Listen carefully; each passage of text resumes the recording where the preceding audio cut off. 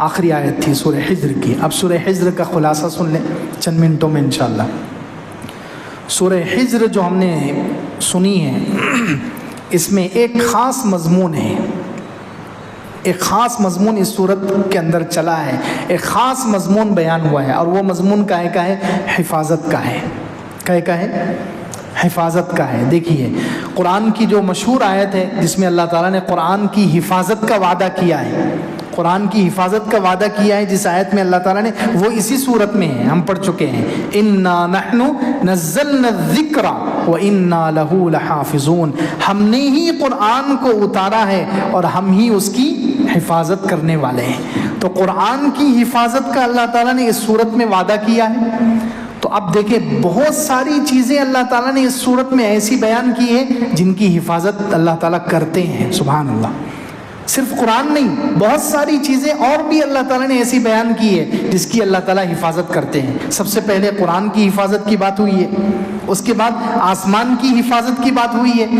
وَلَقَدْ جَعَلْنَا فِي السَّمَاءِ بُرُوجًا وَزَيَّنَّاهَا لِلنَّاظِرِينَ. آیت نمبر 16 اور 17 میں کہ ہم نے آسمان کو بنایا، آسمان میں بروج بنائے، آسمان میں ہم نے، اللہ تعالیٰ نے بروج بنائے اور اس کو ہم نے سجایا دیکھنے والوں کے لیے. وَحَفِظْنَاهَا مِن كُلِّ شَيْطَانٍ رَجِيمٍ. اور ہم نے آسمان کی حفاظت کی ہے ہر شیطان مردود سے.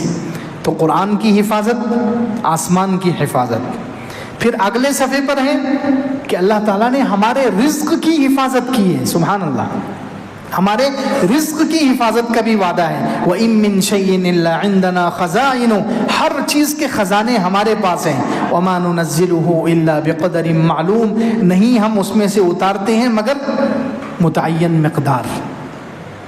یعنی رزق جو اللہ تعالیٰ نے جس کے لیے لکھ دیا ہے وہ سب اللہ کے پاس ہے، اس پر کوئی دوسرا ہاتھ نہیں ڈال سکتا، کوئی دوسرا کسی کا رزق چھین نہیں سکتا. وہ رزق ہمارے پاس ہے. تو اس میں اشارہ کیا کہ رزق کی بھی حفاظت، رزق کی بھی، رزق کس کے پاس ہے؟ فرمایا ہمارے پاس ہے. ساری چیزوں کے خزانے ہمارے پاس ہیں اور ہم اس میں سے اتارتے رہتے ہیں. تو اب بتائیے کوئی کسی کا رزق چھین سکتا ہے؟ نہیں چھین سکتا. کوئی کسی کے رزق پر بندش لگا سکتا ہے؟ نہیں لگا سکتا. کوئی کسی کا رزق روک سکتا ہے؟ نہیں روک سکتا. کیونکہ اللہ تعالیٰ کہہ رہے ہیں ہمارے پاس ہے اس کے خزانے اور ہم ضرورت کے بقدر اتارتے رہتے ہیں. 1 مہینے کا، 1 دن کا، 1 سال کا، جس کو جتنی ضرورت ہے اللہ تعالیٰ فرمایا ہم اتارتے ہیں. تو اس میں اشارہ ہے کہ رزق کی بھی حفاظت ہے. اسی طرح اگلے رکوع میں اللہ تعالیٰ نے بیان کیا ہے شیطان کا واقعہ. حضرت آدم علیہ السلام کو پیدا کیا اور شیطان کو حکم دیا سجدہ کرنے کا، شیطان نے سجدہ نہیں کیا. تو آگے اللہ تعالیٰ نے کہا میرے کچھ بندے ہیں میں ان کی حفاظت کرتا ہوں شیطان سے. سبحان اللہ. ان عبادی لیس لک علیہم سلطان. میرے کچھ بندے ہیں شیطان کا ان پر زور نہیں چلتا، میں ان کی حفاظت کرتا ہوں. تو اللہ کے کچھ خاص بندوں کی حفاظت کا بیان ہوا ہے. پھر دیکھیں ہر سورت کی ایک فضا ہوتی ہے، یہ بھی ایک عجیب بات ہے. ہر سورت کی کیا ہوتی ہے؟ ایک فضا ہوتی ہے، ایک ہوا ہوتی ہے. اس سورت میں الفاظ جو اللہ تعالیٰ منتخب کرتے ہیں، چنتے ہیں، وہ اس سورت کی فضا کے حساب سے کرتے ہیں. یہ بہت اہم بات ہے قرآن کی. آپ جس صورت میں دیکھ لیں، جس صورت میں اللہ تعالیٰ کو نرمی سے بات کرنا ہے، جس صورت میں اللہ تعالیٰ کو نرمی سے سمجھانا ہے، اس صورت میں ہر لفظ نرمی کا ہی آئے گا. اور جس صورت میں اللہ تعالیٰ کو ڈانٹنا ہے اس میں ہر لفظ ڈانٹ کا ہی آئے گا. یہ ہر صورت کی ایک فضا ہوتی ہے. تو اس صورت کی فضا کیا ہے؟ حفاظت. اس صورت میں اللہ تعالیٰ نے فضا کیا مانے ہر چیز، جو چیزیں جن کی حفاظت کرنا ہے ان کا بیان ہوا ہے، ان چیزوں کا بیان ہوا ہے. تو جنت بھی اللہ نے ایسی بیان کی ہے جس میں حفاظت کا مفہوم ہے. سبحان اللہ. کیا کہا؟ ان المتقین فی جنات وعیون. متقی لوگ جنتوں میں اور چشموں میں ہوں گے. ادخلوها بسلام آمنین. ان سے کہا جائے گا جنت میں داخل ہو جاؤ سلامتی یعنی محفوظ ہو کر، حفاظت کے ساتھ. اس میں جنت کا بھی جو بیان ہوا ہے اس میں بھی حفاظت کا پہلو ہے. اس کے حساب سے اللہ تعالیٰ نے جنت کے لیے لفظ چنے ہیں یہاں پر. پھر آگے چل کر دیکھیے اللہ تعالیٰ نے اور نیک بندوں کی حفاظت کی ہے. حضرت ابراہیم علیہ السلام کی حفاظت کی ہے، ان کی نسلوں کی اللہ نے حفاظت کی ہے، اس کا بیان. حضرت لوط علیہ السلام کی قوم پر عذاب آیا، حضرت لوط علیہ السلام کی قوم پر عذاب آیا، لیکن اللہ تعالیٰ نے لوط علیہ السلام کو اور ان کے گھر والوں کو بچا لیا، یعنی حفاظت کی ہے.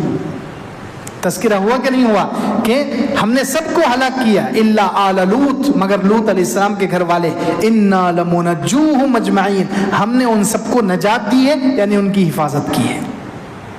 تو حضرت ابراہیم علیہ السلام کی اور ان کی نسلوں کی حفاظت کا وعدہ کا بیان ہوا، حضرت لوط علیہ السلام کی حفاظت کا بیان ہوا، پھر آگے چل کے آخر میں حضور اقدس صلی اللہ علیہ وسلم کی حفاظت، کہ یہ مشرکین مکہ آپ کو ستا رہے ہیں، ہم آپ کی حفاظت کریں گے۔ اور دوسری بات، دوسرا پہلو اللہ تعالیٰ نے اس میں یہ بیان کیا ہے کہ اللہ جس کی حفاظت نہ کرے پھر اس کو کوئی نہیں بچا سکتا، یہ بھی اللہ نے اس میں بیان کیا ہے۔ جیسے لوط علیہ السلام کی بیوی، لوط علیہ السلام کی بیوی وہ نبی کی بیوی ہے، پھر بھی اللہ نے اس کی حفاظت نہیں کرنا چاہی تو اس کی حفاظت ہوئی نہیں ہوئی۔ اللہ تعالیٰ نے نہیں چاہا اس کی حفاظت ہو تو اللہ تعالیٰ نے اس کو عذاب کا شکار کر دیا۔ پوری لوط علیہ السلام کی قوم کو دیکھ لو، اللہ تعالیٰ نے نہیں چاہا کہ یہ محفوظ رہیں تو وہ عذاب کا شکار ہو گئے۔ تو جس کی اللہ حفاظت چاہتے ہیں اس کی حفاظت ہوتی ہے، اور جس کی اللہ حفاظت نہیں چاہتے اس کی حفاظت نہیں ہوتی ہے۔ اسی طرح اصحاب حجر، یہ جو سورت کا نام ہی سورہ حجر ہے۔ حجر کس کو کہتے ہیں؟ اصل میں حجر جو ہے عربی میں منع کرنا، کسی چیز سے روکنا، حجر کا لفظ آتا ہے عربی میں، اصل اس کا معنی ہے حجر کہتے ہیں منع کرنا۔ عقل کو بھی حجر کہتے ہیں، عقل کو بھی کیا کہتے ہیں؟ حجر کہتے ہیں۔ کیوں؟ اس لیے کہ عقل انسان کو برے کاموں سے منع کرتی ہے، گندے کاموں سے منع کرتی ہے نا۔ عقل مند انسان کیا کرتا ہے؟ چلتے پھرتے نہیں کھائے گا، لوگوں کے سامنے گالی نہیں دے گا، ایسی حرکتوں سے عقل ہے تو عقل اس کو روکتی ہے، برے کاموں سے، ناشائستہ حرکتوں سے، جو چیزیں دوسروں کے سامنے انسان نہیں کرتا ہے۔ کیوں؟ عقل کی وجہ سے۔ تو عقل کو حجر کہتے ہیں، یہ برے کاموں سے منع کرتی ہے۔ تو حجر کا اصل معنی جو ہے عقل ہے، لیکن یہاں پر پتھر کو بھی حجر اور حجر، حجر پتھر کو بھی کہتے ہیں۔ یہاں پر قوم سمود کو پتھر والی قوم حجر کا ہے، تو پتھر کو حجر کیوں کہتے ہیں؟ حجر اور حجر کیونکہ پتھر بھی اپنے اندر دوسری چیز کو داخل ہونے سے روکتا ہے۔ پتھر کیا کرتا ہے؟ سخت ہوتا ہے نا، اپنی سخت طبیعت کی وجہ سے کوئی چیز اس کے اندر داخل نہیں ہو سکتی، وہ اتنا سخت ہوتا ہے، اس لیے اس کو حجر کہتے ہیں۔ وہ منع کرتا ہے، دوسری چیزوں کو اپنے اندر داخل ہونے سے روکتا ہے، اس لیے اس کو حجر سے نکلا ہے حجر، پتھر۔ خیر، قوم سمود جو ہے حضرت صالح علیہ السلام کی قوم ہے، دوسری جگہ ان کو کہیں قوم سمود کہا گیا ہے، کہیں ان کو صالح علیہ السلام کی قوم کہا گیا ہے، لیکن یہاں پر ایک ہی جگہ قرآن میں ان کو اصحاب حجر، پتھر والی قوم کہا گیا۔ کیوں؟ یہاں ایک ہی صورت ہے جس میں ان کو کیا کہا گیا؟ پتھر والی قوم، اصحاب حجر۔ وجہ کیا ہے؟